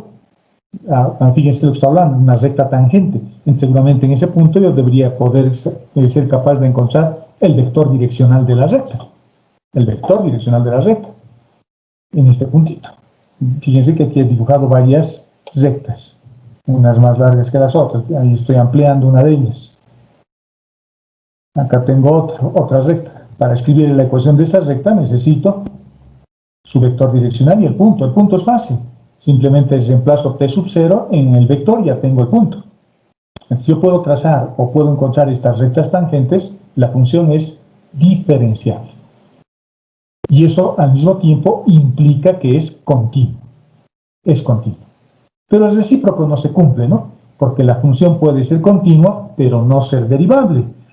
Nuevamente veamos el ejemplo del valor absoluto, de la función valor absoluto. Tengo la función valor absoluto, es una cosa como esta. Lo voy a dibujar como dos rectas. Esa es una forma de una función valor absoluto. Y justo en el vértice, en este quiebre angular, la función es continua en ese punto, no está rota. No es como en este ejemplo, ¿no? Que la función estaba rota. Aquí la función es continua, pero no es derivable. Por lo tanto, el hecho de que la función sea continua no me garantiza la diferenciabilidad. Pero si la función es derivable, ipso facto implica que también es continua. El concepto de diferenciabilidad está asociado al concepto de suavidad de la curva. La curva tiene que ser suave. La curva tiene que tener cambios de pendiente sin cambios abruptos, ¿no? Sin cambios abruptos. Tiene que ser un cambio de pendiente gradual en cada punto de la curva. Así yo sé que esa curva es derivable. Por ejemplo, ahí tengo una pendiente, luego puedo trazar otra continuación, porque son cambios de pendiente graduales. En cambio acá no. El cambio es abrupto. En la función diente de sierra, por ejemplo, si continuamos graficando cosas como esas, acá tengo otro vértice, un punto como ese. Este vértice, si bien implica que la función es continua, pero no es derivable, porque hay un cambio de pendiente abrupto. Estoy bajando, bajando, y luego empiezo a subir inmediatamente a partir de este vértice. Cambio de pendiente abrupto. Estoy subiendo, subiendo, llego a la punta y bajo inmediatamente. En este punto, en ese vértice, no puedo trazar una recta tangente. Porque la tangencia, la recta tangente, está asociado a un concepto de suavidad. Esa recta voy a poder apoyarla sobre esa curva únicamente si el cambio de pendiente es suave. Pero si el cambio de pendiente es abrupto, no hay recta ahí, no hay recta aquí, en este punto de acá abajo. No hay. Por lo tanto, la función es continua, pero no es derivable en este punto inferior y en este punto superior. No son derivables. Gráficamente, ¿qué es lo que hemos hecho? Veamos la definición. Nos vamos a acordar. Tengo que hacer un incremento a la función. Luego le tengo que restar la función y luego tengo que dividirlo entre delta t. Vamos a hacer todo eso. Teníamos la función en el punto t sub 0. Aquí está, r de t. Ese es el punto p sub 0, ¿no? Donde se está apoyando el vector. Luego le hago un pequeño incremento. Más delta t. Por lo tanto, recorro hasta acá. Este punto es t sub 0 más delta t. Este, que está pintado con rojo, en el punto t sub 0, en un punto cualquiera de la curva. Luego, este punto lo restamos de este otro, así como encontrábamos vectores direccionales de rectas. Y tengo esto. Luego lo divido entre delta t. Entre delta t. Y luego hago que delta t tienda a 0. Es decir, este delta t tiende a 0 y el denominador delta t también tiende a 0. Por lo tanto, si cada vez esta variable va haciéndose más próxima a t sub 0, arriba voy a tener una especie de 0 sobre 0, una indeterminación. Por eso tengo que calcular el límite. Porque va a haber una indeterminación. Si delta t vale 0, voy a tener t sub 0 menos r de t sub 0. Eso vale 0. Y si t vale 0, entonces voy a tener 0 sobre 0. Pero delta t no es nunca t sub 0. Tiende a 0, pero nunca se hace 0. Es decir, este delta t siempre va a existir. Por lo tanto, r de t sub 0 más delta t nunca va a ser igual a r de t sub 0. En el límite aparece este vector. Y este es el vector derivado. Por lo tanto, la derivada de una función vectorial de variable real corresponde a un vector tangente a la curva. Estoy encontrando un vector tangente a la curva. ¿Con qué sentido? Con el sentido donde se incrementa el parámetro t. Fíjense esta flechita, la representación geométrica de este vector con esta flecha. La flecha está apuntando donde hemos incrementado el parámetro t, en la dirección de delta t, en otras palabras. Si aquí estaba en 1, en este punto estoy en 1,1. En ese sentido, debo colocar la flecha. El sentido de orientación es ese, donde crece el parámetro t. Por lo tanto, cuando yo derivo una función, esto ha sido bien sencillo. La derivada de una función no es más que un vector tangente a la curva en el punto que estamos estudiando. En estos quiebres angulares, ese vector no puedo encontrar. No existe el vector direccional o ese vector tangente. En otras palabras, vamos a borrar un poco, vamos a dibujar sobre lo que tenemos. Fíjense, estoy queriendo dibujar un vector direccional ahí.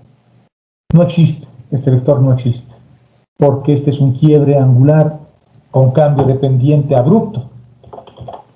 Acá tampoco existe. Tampoco existe ahí. En estas curvas, acá va a existir un vector tangente a la curva. Ahí va a existir. Puede existir también acá, más abajo. Ahí, ese vector también existe. Puede existir también acá.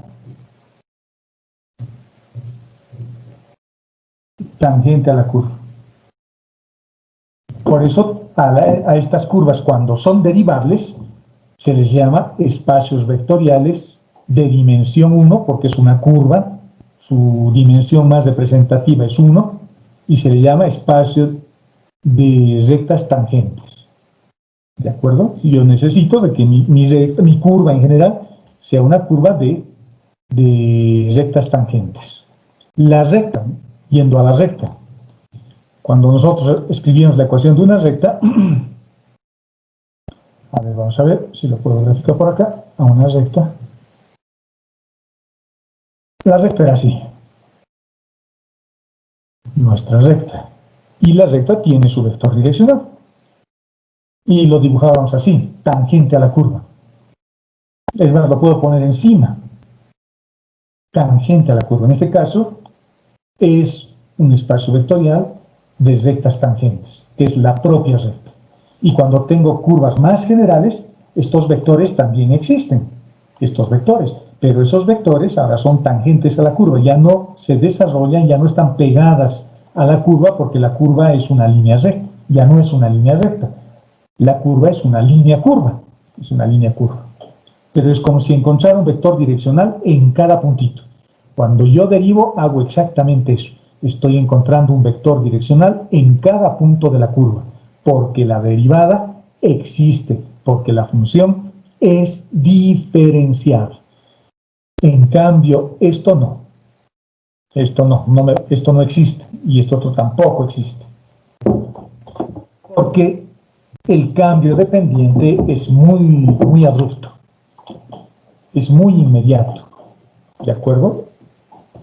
En cambio, en este trayecto que va desde este punto hasta este punto, sí, ahí existe. Ese vector tangente existe entre este punto y este punto. Podemos dibujarlo más. Entre este punto y el otro punto sí existe. Ahí sí existe un vector tangente, pero en este quiebre angular no. Y en este otro quiebre angular tampoco. A eso se le llama derivada. Derivar una función es encontrar estos vectores. Es como reitero, es como el vector direccional de mi recta. Solo que en la recta solo necesito uno, ¿no? Solo necesito uno. Y ese vector único es el que define toda la trayectoria rectilínea. En cambio, cuando tengo líneas curvas, necesito muchos vectores direccionales que me vayan indicando cómo se está doblando la curva, cómo se está desarrollando la curva. ¿De acuerdo? A eso se le llama derivada. Derivada, y la función tiene que ser una función regular, se le llama así, cuando admite derivada, es decir, continua y derivable. A ese tipo de curvas que son continuas y derivables se les llama curvas regulares o espacios vectoriales de rectas tangentes. ¿De acuerdo? Es como si agarrara mi línea recta que tengo acá, la recta que hemos aprendido en geometría, y le empiezo a dar vueltas, ¿no? Lo empiezo a doblar como si fuese un alambre, como si fuese un alambre. Y mientras mis dobleces no sean abruptos, como en este caso, siempre voy a poder tener un vector direccional. Y ese vector direccional, entre comillas, lo encuentro derivando la función. En cambio, si a mi alambre lo rompo, lo corto, esta función ya no es derivable en ese punto, donde hemos cortado, porque ya no puedo apoyar en una recta ahí, ¿no? Que sea tangente. Ya no puedo apoyar una recta que sea tangente. Lo que puedo hacer es posiblemente encontrar un vector que pasa por esos dos puntos, pero ese vector ya no es tangente a la curva. Por eso no existe derivada. Fíjense que les estoy mostrando lo que significa en la realidad, ¿no? Que una función sea derivable. Si la función está rota, no puedo trazar una recta tangente a la curva, como esta. Lo que puedo hacer es encontrar una línea recta que pasa por esos dos puntos. Pero reitero, esa línea recta no es tangente a la curva. No es tangente a la curva. ¿De acuerdo? Y esta es la interpretación de la derivada, con una interpretación más formal que la que les estoy haciendo. Mi interpretación es más intuitiva, digamos, pero sigue siendo válida. Las derivadas de orden superior se definen de la misma manera que en el cálculo ordinario. Puedo derivar la función por una segunda vez, y lo único que voy a hacer es derivar una vez más la primera derivada. La primera derivada, si vuelvo a derivar, me permite obtener la segunda derivada. Y si ya tengo la segunda derivada, al volverlo a derivar, puedo obtener una tercera derivada. Luego vamos a ver cómo se derivan las funciones, ¿no? Ahora solo estoy viendo el concepto. Veamos las propiedades de las derivadas cuando tenemos sumas y productos. Vamos a tener dos funciones, la función U y la función B. Y vamos a suponer que estas funciones son funciones regulares. Escuchen lo que estoy diciendo, regulares, es decir, que admiten derivadas y son continuas. Lo primero, si yo tengo un vector que es constante, por ejemplo, el vector direccional de mi recta, y ese vector es 1, 1, 1, ¿cuánto vale la derivada de un vector cuyas componentes son números, son escalares, son constantes? Es el vector nulo. Voy a obtener el vector nulo. Por lo tanto, C es un vector constante, como el vector direccional de una recta, como el vector normal de un plano. Esos vectores que hemos utilizado en el capítulo anterior, hallaremos el vector normal, hemos hallado el 1, 2, 2, perfecto. Hallaremos el vector direccional de mi recta, haciendo un producto escalar, lo que hemos hecho en el capítulo anterior, y encontramos el vector 1 menos 1, 0, perfecto. Ese es un vector constante, porque las componentes no dependen de t. Y cuando yo derivo ese vector constante, el resultado siempre es el vector nulo, igualito que en las derivadas. ¿Cuánto vale la derivada de 5 respecto de x, o respecto de t, o respecto de alguna variable cualquiera? Su derivada vale 0, porque la función que estoy derivando es una función constante. Y en este caso, c es un vector constante. Las derivadas son transformaciones lineales, y como son transformaciones lineales, se cumplen sus dos propiedades, las dos propiedades que existen en las transformaciones lineales. Una de ellas es la propiedad de la linealidad, o sea, la derivada es distributiva respecto de la suma. Si tengo dos funciones vector que se están sumando, puedo sumarlos primero y luego derivar, porque la suma de dos vectores es otro vector, y puedo luego derivar a ese vector resultante, o derivar cada una de las funciones de manera separada y luego sumarlas. El resultado es el mismo. ¿Qué pasa si yo tengo una función h de t que depende de t y una función u de t que es un vector, una función vectorial? Esta es una función escalar y esta es una función vectorial. Acá se cumple también la regla de Leibniz, la regla del producto. Será la derivada del primero, aquí está, por el segundo sin derivar. El segundo es u de t, más el primero sin derivar, que es este, por la derivada del segundo. Se cumple también la regla del producto. Se cumple también la regla del producto. Y si acá tuviera una constante cualquiera, digamos k, esa constante saldrá fuera de la derivada, k. ¿De acuerdo? Esa es la otra propiedad de las transformaciones lineales. Las constantes salen fuera de la transformación y si yo transformo dos funciones que se están sumando, entonces el resultado es lo mismo que sumarlas primero y luego transformarlas. Eso van a ver en álgebra lineal, transformaciones lineales, y la derivada es una transformación lineal. Es una derivada. La derivada es una transformación lineal. Cambia, ¿no? Imagínense que yo tengo una cosa como esta. No, eso no. Vamos a poner por acá. Voy a aumentar algo para explicarles eso de las transformaciones. Imagínense que tenemos una función como esta. Y igual a x al cuadrado. Digamos así. Esta es una parábola. Pero cuando yo derivo, la parábola ya no está. La derivada de y respecto de x, ahora es 2 veces x. Obtengo una nueva función. Una parábola se ha transformado en una recta. Entonces, de lo que antes teníamos como una parábola, ahora se ha vuelto una recta. Por eso se llama, bueno, ese es uno de los motivos por los que se llama transformación lineal, ¿no? Tiene otras definiciones que seguramente ustedes van a ver con más detalle cuando vean transformaciones lineales en álgebra lineal. Digamos que esa es la parábola que tenía al principio. Yo le aplico una transformación. Le voy a aplicar una transformación. Y cuando aplico una transformación, obtengo una recta. Es como si estuviera rectificando la curva, es como si estuviera enrectándolo a la curva, a la parábola. Y como he obtenido a partir de esta, he obtenido otra función que es esto, que es una recta. Si yo digo que esto es una nueva función, un y', por ejemplo, yo obtengo otra curva que se llama ahora recta. Por eso estamos realizando una transformación. Por eso se dice que las derivadas son transformaciones lineales, porque estoy transformando curvas en otras curvas. Una línea curva, lo estoy transformando en una línea recta. Eso es una transformación lineal. En cambio, cuando integro, también es una transformación lineal, porque esta función, 2x, digamos, cuando yo integre esta recta, si lo integro, obtengo la parábola. Entonces lo estoy cambiando su forma geométrica. Eso se llama transformación lineal. La regla del producto también se cumple cuando tenemos productos escalares o productos vectoriales, o inclusive productos triples mixtos o vectoriales que hemos estudiado en el capítulo anterior. Por ejemplo, si tengo el vector u con el vector b en producto escalar, este es un producto escalar y se desarrolla como sabemos. Es un producto escalar estándar que se obtiene multiplicando componente a componente, ¿no? Obtenemos a partir de dos vectores un escalar.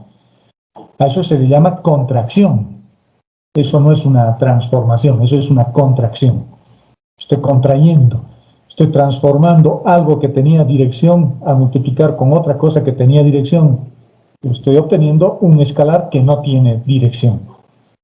El producto también se cumple. La derivada del primero escalarmente por el segundo sin derivar, más el primero sin derivar escalarmente por la derivada del segundo. Fíjense, la regla de Leibniz también se ha cumplido acá. Se cumple acá. Para el producto vectorial ocurre lo mismo.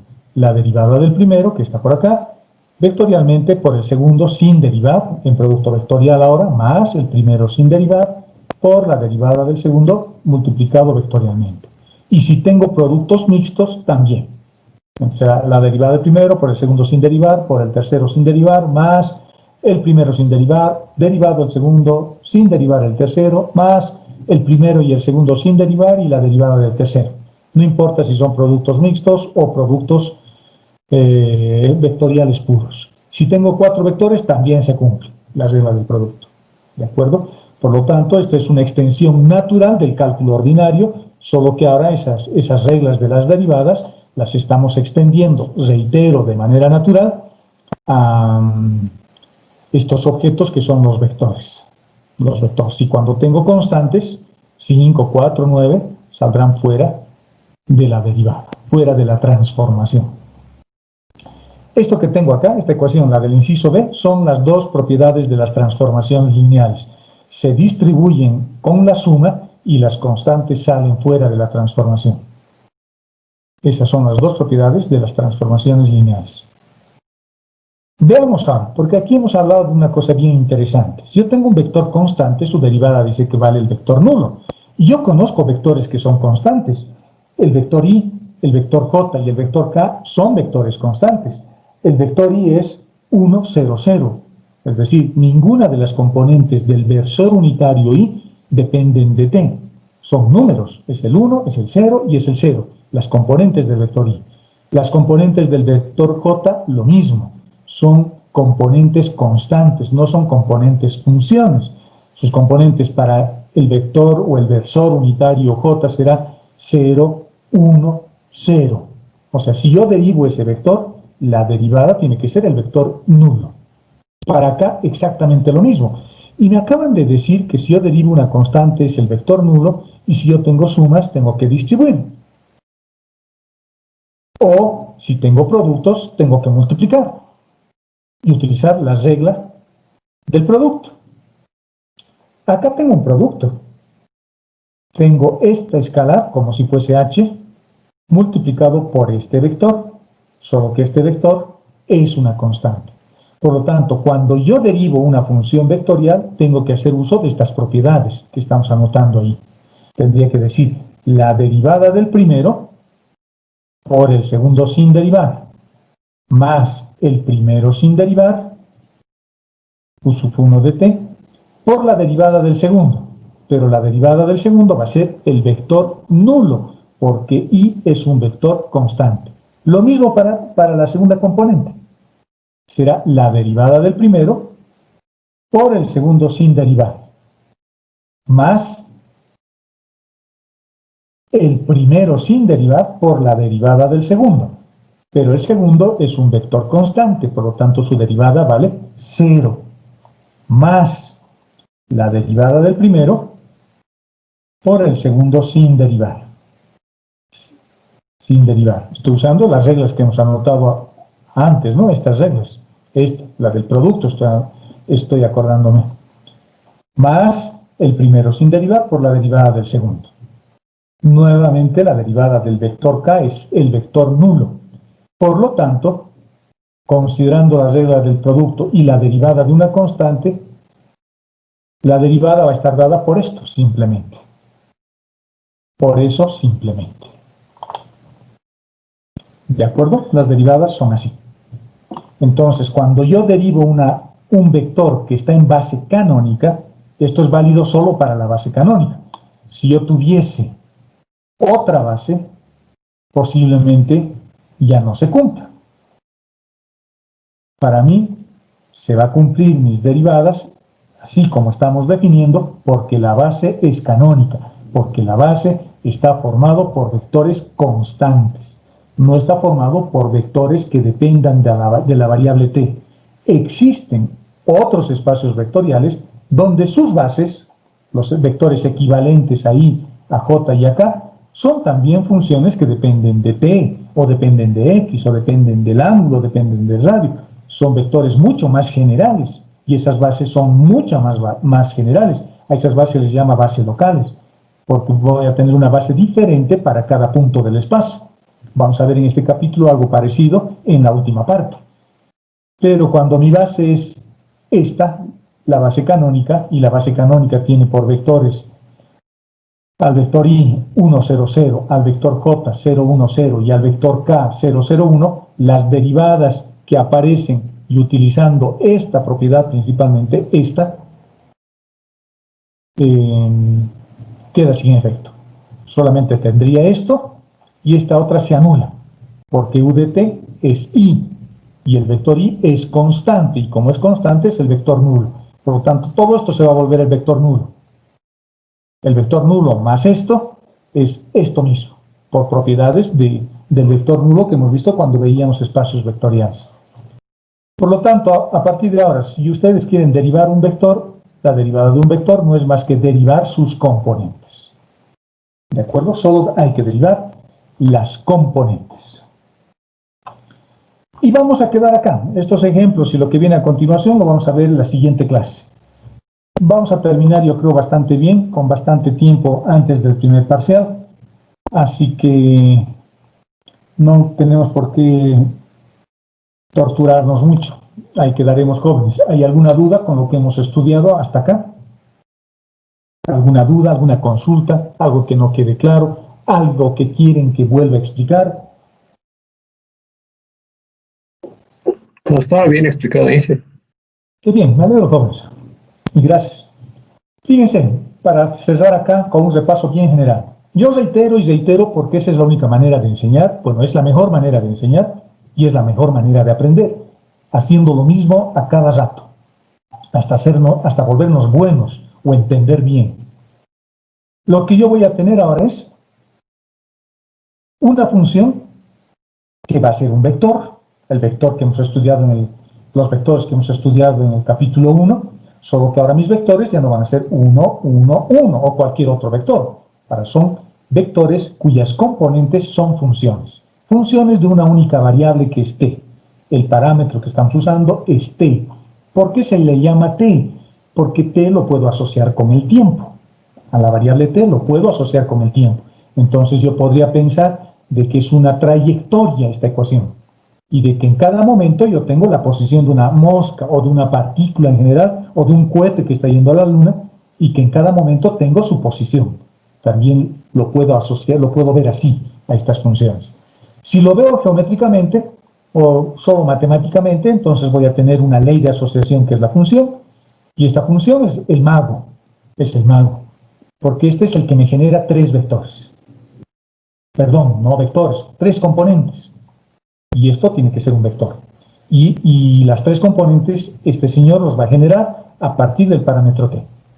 Meto el parámetro t y genero las tres componentes. Y al generar las tres componentes, en general voy a tener curvas como esta. Para cada valor de t voy a tener un vector diferente. Para t igual a 0, para t igual a 1, para t igual a 2, para t igual a 5, etcétera, etcétera. Entonces, si yo pienso que son las ecuaciones de movimiento, yo podría decir, fíjense, es una partícula que se está moviendo según esta ley. Se está moviendo así. Yo no vería el vector, ¿no? Vería a la mosca que está volando así como una especie de tirabuzón. Yo vería eso. Diría, mira esa mosquita, qué buen piloto es, diríamos, ¿no? Cómo se mueve tan bonito. Pero esa ecuación de movimiento lo estoy describiendo ahora a través de una función y la forma más sencilla es a través de una función que sea un vector. ¿Cómo se encuentran dominios de definición? Intersectando los dominios de definición de cada una de las componentes. Hemos aprendido a graficar. Un primer método, cuando mis curvas están en el plano, es tratar de eliminar el parámetro t. Es lo que hicimos en este primer ejemplo. Hemos eliminado el parámetro y hemos obtenido esta ecuación, que es la que yo conozco. Esta ecuación es una circunferencia. En el plano XY es una circunferencia. Y lo puedo graficar fácilmente porque tengo las coordenadas de su centro y tengo su radio. Esta es un poco más difícil de graficar, ¿no? Yo no sé cómo más o menos es esta. Pero si puedo obtener su forma escalar, si puedo obtener esta, entonces esa sí la puedo graficar. ¿Cuándo empiezan mis problemas? Mis problemas empiezan cuando mi curva está en el espacio. Porque ya no tengo una función escalar en el espacio. La función vectorial es la única que tengo. Y por lo tanto, esto lo tengo que graficar. pero me puedo apoyar con estas funciones, que son cilindros. Entonces la intersección de dos cilindros me va a dar la curva. La misma idea de intersectar dos planos me da una recta. La misma idea de intersectar una esfera con un plano, una circunferencia. La misma idea de cualquier tipo de intersección. Pero son curvas ahora. Los he graficado con el MATLAB, las superficies, y acá la curva lo he dibujado con MATLAB. Con MATLAB, perdón, y esto con GeoGebra. Las superficies con GeoGebra, reitero, o corrijo, y la curva con MATLAB. Los comandos para MATLAB les estoy poniendo en el documento que les voy a compartir a continuación. Están ahí los comandos. Y acuérdense de los comandos. Hagan la prueba, jóvenes, es una invitación, es una forma de empezar a explorar el MATLAB si no lo conozco. Haciendo cosas tan sencillas como esta. Y con estos tres comandos, como teníamos antes, para graficar nuestra curva, que eran solo tres, yo puedo graficar cualquier curva. Pero tiene su sintaxis, tiene sus cositas, ¿no? Que hay que ir estudiando con el MATLAB. Cuando él era en términos al cuadrado, o al cubo, o a una potencia cualquiera, no se olviden a la base ponerle un puntito, este puntito que está acá. Si no, les va a salir error, error, error, y ustedes se van a volver locos sin saber por qué les pone error. Y no se olviden, después de cada dato que generen, ponerle una punto y coma, porque si no aquí van a tener los 180 puntos, se los va a desplegar en la pantalla y va a ser incómodo. Y hay que borrar esa pantalla con el comando CLC que les di en la clase anterior. Eso hemos aprendido. Luego hemos aprendido a generar las funciones, como la intersección de este cilindro con este plano. Lo primero que he hecho es generar los puntos que están sobre la circunferencia y luego los he subido a este plano. Y para subirlos a este plano he utilizado la ecuación del plano, he despejado Z. Al despejar Z, en términos de Y, como ya sé cuánto vale Y, lo único que hago es reemplazar las ecuaciones paramétricas de la curva y la forma vectorial de la curva. ¿De acuerdo? Esta es la forma más poderosa de ver una curva. Es la más manejable, me permite hacer todo cuando la forma es vectorial. La forma escalar tiene limitaciones, esta forma escalar. Esta tiene algunas limitaciones. Incluso encontrar rectas tangentes es un poco más complicado, digamos, porque tengo que derivar y demás. Términos cuadráticos y demás. En cambio acá no encuentro rectas tangentes, encuentro vectores tangentes cuando derivo. ¿Cómo se deriva? Componente a componente. Si yo les digo derivar la función b de t, yo diría va a ser un nuevo vector que va a ser menos seno de t, coseno de t y menos coseno de t. Ya está, ya tengo el vector. Facilito. Y ya tengo el vector derivada. Su vector derivada será menos seno de t en la dirección de y, coseno de t en la dirección de j y menos coseno de t en la dirección de k. Ya está, ya tengo un vector derivado. Y esta función es además una curva suave, es decir, siempre voy a poder encontrar una recta tangente a esta circunferencia. Hemos hablado un poquito de los límites, sus propiedades hemos repasado, hemos hablado de la continuidad, lo que significa la continuidad y cómo es que se define la continuidad y a quién le tengo que hacer caso. Le tengo que hacer caso siempre al límite. El límite es el que nunca nos miente. El límite nos dice si la función es o no es continua, si la función tiene o no tiene una imagen en t igual a t sub 0. Real, formado por números reales. La derivada es simplemente un límite, pero con una variable auxiliar delta t, y hacemos que ese delta t tienda a 0. La derivada solamente es posible de encontrar cuando la curva es suave, cuando la curva tiene cambios de pendiente suaves. En cambio, cuando tenemos cambios abruptos de pendiente, no existen derivadas en esos quiebres angulares. Acá no hay derivada, acá no hay derivada. Las derivadas de orden superior es volver a derivar el vector tantas veces como nos los permita. Las derivadas son transformaciones lineales. Hemos repasado sus propiedades y cuando yo quiero derivar, y esta es la parte importante ahora, cuando yo quiero derivar un vector, lo único que tengo que hacer es derivar sus componentes. Nada más, solo sus componentes. Debería estar derivando i, debería estar derivando j, debería estar derivando k también. Por supuesto, debería estar derivando, utilizando la regla del producto, eso. Pero como estos vectores son vectores constantes, esas derivadas no existen. Valen el vector nulo. Su resultado es el vector nulo. En realidad sí existen, ¿no? Es el vector nulo. Pero no tienen peso específico en la suma. Cuando ya sumen los vectores, este término se anulará. porque como estoy en lugar de usar U, estoy usando I, por ejemplo, eso no habrá. Y nos quedaremos solamente con este término rojo. Es decir, derivado solo la componente. Derivado solo la componente. El vector no. Esto ocurre solamente en la base canónica o en cualquier base cuyas componentes sean números, no funciones. ¿De acuerdo? En álgebra lineal, cuando vean espacios vectoriales, los espacios vectoriales tendrán sus bases. Ustedes se encontrarán, transformarán, verán el teorema de la semejanza y otros teoremas que sirven para relacionar bases. Entonces, en todos los casos seguramente van a haber bases numéricas. Por lo tanto, las derivadas serán ceros en sus casos, ¿no? Son vectores euclidianos en general el que utilizan en álgebra lineal. Pero en esta materia no, ya hemos empezando a pelear con funciones que dependen de t, y a eso se llama función vectorial. Pero la base sigue siendo una base formada por vectores constantes. Y la parte importante es esta. Derivar un vector es tan fácil como coser y cantar. ¿De acuerdo, jóvenes? Bueno, ahí vamos a quedar. Nos vamos a ver el día miércoles. Lo voy a cerrar el documento. Y el miércoles continuaremos con los ejemplos y seguiremos avanzando un poquito más para terminar toda esta primera parte.